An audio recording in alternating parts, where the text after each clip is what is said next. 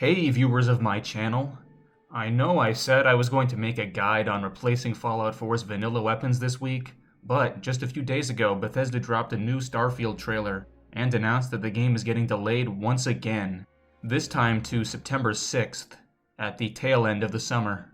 I've wanted to make another video on Starfield to supplement my previous video for a while, and now is a good opportunity to do so. I'll start by saying that I stand by just about everything I said in my first video. Bethesda's short little new trailer, while offering some interesting information, hasn't really alleviated my concerns about the viability of procedural generation. The game being delayed and the trailer running at 60 FPS does make me more positive about Starfield on a technical level, but because all the gameplay footage is incredibly blurry due to being filmed from a television at a significant distance, it's not possible to examine what kind of visual cutbacks have been made to reach 60 FPS. A lot of people commented that I was too negative or too pessimistic about the game in my previous video. Well folks, you might call it pessimistic, I call it realistic. There are so many people who think this game is going to be the greatest thing since sliced bread, that it will fulfill and surpass every single one of their wild expectations. I'm here to bring everyone back down to reality, by reminding you of the limits to what's realistically achievable. Starfield is one of the most ambitious game development projects ever, especially considering the relatively small team working on it compared to other AAA titles. BGS has a lot on its plate. The game is confirmed to have first-person shooting, spaceflight, zero-gravity set pieces, jetpacks, in-depth character progression, quests with branching storylines, 200,000 lines of dialogue, 1,000 procedurally generated planets, crafting and cooking mechanics, weapon and spaceship customization. Need I go on? A regular game, even other open-world games, might focus on 2 or 3 features like this at most. Starfield is attempting to be a jack of all trades, which means it will likely end up being a master of none. And as if all those features weren't enough, there are some fans who expect more. The greatest example is people who still think that this game is going to have 1-to-1 scale planets. Honestly, even if it was possible to generate planets of such a scale, it would be pointless. There would be so much empty space between points of interest, you would have no choice but to fast travel between them, making all of that space unnecessary because you'd never get to see it anyways. Bethesda already made the mistake of creating a large but empty world in Daggerfall. They're not going to make it again. Starfield's planets are going to be typical Bethesda-style worlds, probably somewhere in between the size of Morrowind's Vardenfell and Oblivion's Cyrodiil. And the sooner people accept that and realize that it's actually a good thing, the better. Another example is a few people saying that this game will have terrain deformation like No Man's Sky because of this mining laser clip. I can say with 100% certainty that mining lasers will be for mining only, and it won't be possible to carve into the terrain in Starfield. That would be an insane feature for Bethesda to waste development time on. What would be the point of digging into the terrain anyways? The only purpose I can think of is flattening land for building outposts, but since it's all but confirmed you'll be able to plop down outposts basically anywhere, I'm sure finding a flat section of terrain won't be a problem. I once saw someone say that Starfield's planets will have their own seasons. That's crazy. Having multiple biomes per planet is enough work. Adding seasons on top of that would take tons of time for a feature 99% of people would never notice anyways. No way that's making it in. I've seen people predict you'll be able to build outposts underwater, and fight underwater creatures as well. This feature is a little more reasonable, but once again, it's just too much work for a scenario that won't come up very often anyways. I predict there will not be any significant underwater gameplay in Starfield, unless somehow zero-gravity animations are reused for underwater combat, but I don't think that would look very good. Again, it's just not something worth spending the time to implement. I even saw one person ask if HOTAS joysticks will be supported for spaceflight. Seriously, if Bethesda is too lazy to design a separate keyboard and mouse interface and control scheme, what makes you think they would devote even a second to supporting a joystick that less than 1% of players have any interest in using? If joystick support does come to Starfield, you can bet it will be modders adding it first, not Bethesda. Even I am guilty of speculating about difficult to add features. One thing I'm holding out hope for is, of course, land vehicles. At this point, I'm 50-50 on whether they'll be in the game. But if they do end up making it into Starfield, I predict that they'll be hovercraft rather than wheeled or tracked vehicles, because hovercraft are easier to animate and less likely to cause physics problems or get stuck on rocky terrain. Bethesda has a terrible track record when it comes to vehicles. Fallout 4's vertibirds fly at a snail's pace, not because of game balance, but because the creation engine would have difficulty streaming in the world if they moved any faster. Much the same could be said about Skyrim's horses. They're barely faster than sprinting because of the same streaming issue. I seriously hope engine improvements have been made to allow for faster vehicles in Starfield. It's something I really want to see. But anyways, my point is this. Don't set your expectations too high, or you're going to end up very disappointed when you boot up Starfield for the first time and realize your pet feature didn't get included or was implemented poorly. Bethesda can only do so much with the limited time they have available. Alright, now I'm going to make some predictions based off of the new information this trailer has revealed. Literally, the first thing we see is a very large spaceship. It's not exactly the size of a Star Destroyer, but it's big enough to fit dozens of people for sure.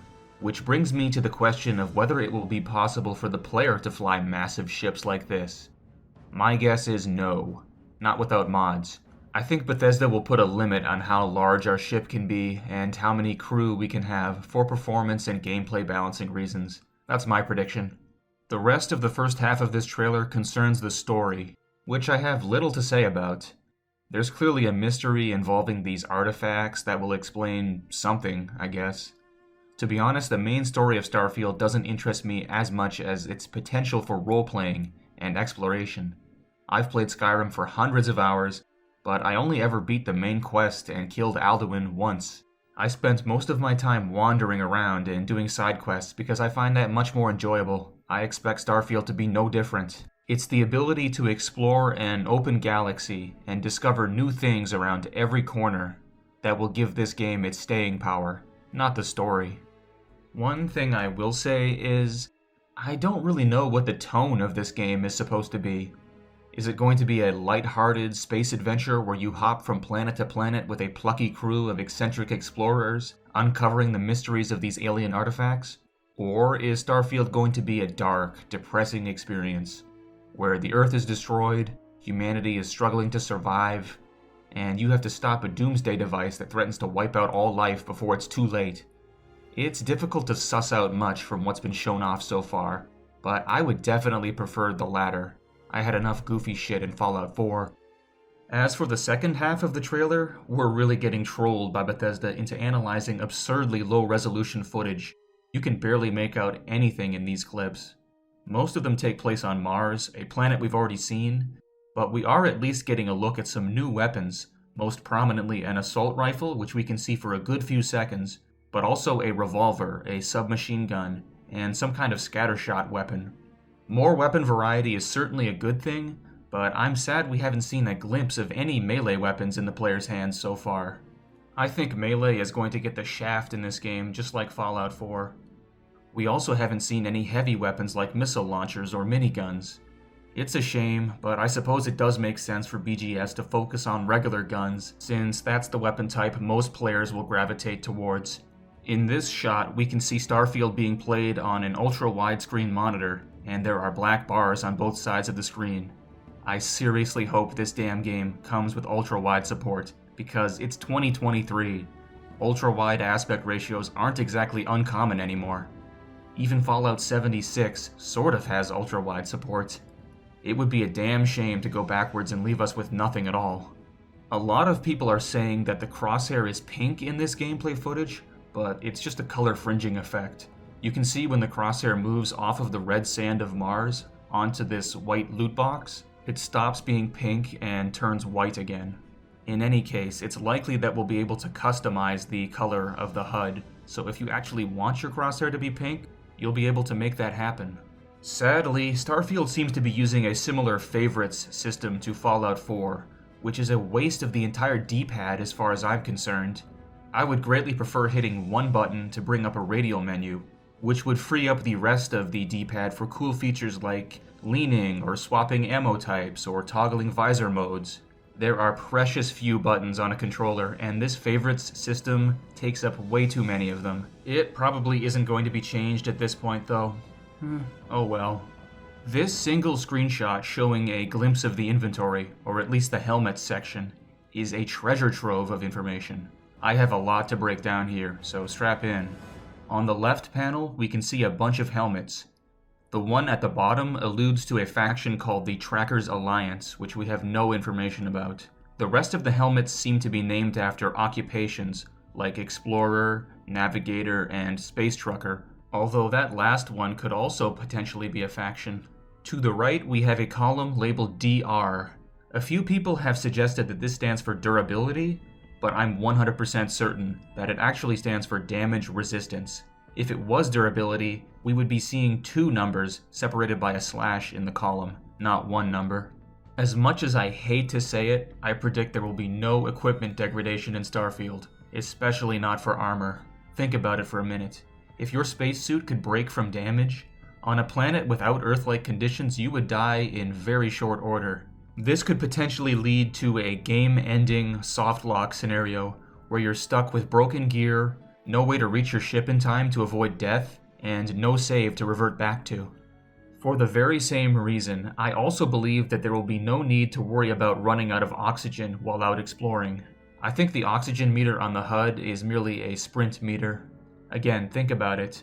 We know that you won't be able to run out of fuel for your spaceship, and if Bethesda doesn't want players to be mildly annoyed by getting stuck in the middle of space, they sure as hell don't want to put us in a situation where we could lose hours of progress by dying from lack of oxygen with no backup save. Both limited fuel and oxygen mechanics will likely come to the game in a post-launch survival mode update, but I don't expect to see either on release day. On the right side of the helmet inventory menu, we can see some very interesting armor statistics. There appears to be 3 combat damage types: physical, energy, and electromagnetic. Physical damage is likely caused by bullets, melee, explosives, etc. Energy damage is probably from laser weapons. And what causes electromagnetic damage is anyone's guess. Below that, there are thermal, airborne, corrosive, and radiation resistances. These sound like they'll negate the dangerous properties of a planet's atmosphere, although it would be awesome to have weapons that shoot acid or spit out napalm. And Fallout 4 did have radiation-producing weapons like the Gamma Gun, so I wouldn't rule out these 4 resistances also being useful in some combat scenarios. Finally, at the bottom, we can see the text "Hide Helmet in Breathable Areas." I suppose there will be an option to automatically hide the helmet when it isn't needed, kind of like the option to hide your helmet during conversations in Mass Effect 3. That's a nice quality of life feature. In this next clip, we see a level 75 creature, the Hunting Maggot Maw. Seeing this creature confirms that Starfield will have a very high level cap, if there's even a cap at all. I'm fine with that, but I really hope that level scaling doesn't rear its ugly head in a Bethesda game for once. Todd Howard said in his interview with Lex Friedman that each star system would have a certain level, and I'm hoping that's how it will be in the final game. If I'm level 100, I want to be able to return to a level 10 planet and quickly curb stomp all the enemies I forgot to deal with earlier. If I'm only level 10, I shouldn't be able to step foot onto a level 100 planet without getting my ass kicked by dangerous life forms and deadly atmospheric conditions. As long as the game signposts what level you're expected to be before you venture into a star system, there's no problem. Something I forgot to talk about in my previous video is how the in-game economy will work. This is a realm where Bethesda has never done a really good job. In Fallout 4, Bethesda did a decent job of making it difficult to earn money quickly, but the extreme emphasis on looting and scavenging meant that there was hardly ever a reason to buy anything in the first place. Starfield could solve this problem by adding expensive and powerful items like cybernetic implants that can only be purchased, not found. It could also have recurring expenses like paying faction dues, parking tolls, wage payments, etc. Anything that drains the player's credit supply will help encourage them to engage with the economic system. Furthermore, it would be nice to see basic supply and demand modeled in the game. Imagine being a space pirate and deliberately robbing supply convoys carrying a certain metal, driving its price through the roof, and reselling the stolen resources for a massive profit. That would be cool as shit. Now further imagine resource prices fluctuating based on random events that occur even without the player's input. That would really help reinforce the illusion of a galaxy where you are not always the center of attention, and important stuff is happening even when you're not there to see it. But honestly, I'm expecting prices to be completely static, just like every other Bethesda title. Don't get your hopes up, Starfield's economy will probably be shit. A more likely change would be improvements to the settlement mechanics, in particular the settlers themselves. Fallout 4's settlers are nothing more than interchangeable slaves. You can assign any task to any settler, and they're all equally proficient. They also work for free, which doesn't make any sense. This could easily be made a lot better in Starfield. Settlers or colonists or whatever they're going to be called could have randomly generated skills. Assigning the right job to a settler based on their skill set should be important. Settlers could also have salaries that need to be paid every so often, which would challenge players to keep all their outposts in the green or face bankruptcy and settlers deserting in droves. None of this would be very difficult to implement, and it would add some much-needed depth to the settlement system. To conclude, I think the sine qua non of Starfield will be the quality of its procedural generation. This game is a grand experiment on whether or not it is possible to take a bunch of prefabs, put them in a random number generator, and spit out content that's anywhere close to the brilliance of a fully handcrafted world like Morrowind. If their previous games are anything to go by, whenever Bethesda makes heavy use of procedural generation or other automated tools, we end up with the most boring, repetitive, and soulless parts of their games, such as the Radiant quests in Fallout 4 and Skyrim, or Oblivion's ugly forests full of floating rocks and trees. I'm not suggesting that every square inch of terrain should be carved out by hand and every pebble meticulously placed. Obviously, automation has its uses, but there has to be a balance between automation and human oversight. Will Starfield strike that balance? I don't know. You'll find out the answer on September 6th. I won't. Like I said in my earlier video, I'll be waiting for the legendary Ultimate Game of the Century edition to come out and go on sale for cheap before I buy this game. You can grab it for me and tell me if it's any good. Toodles!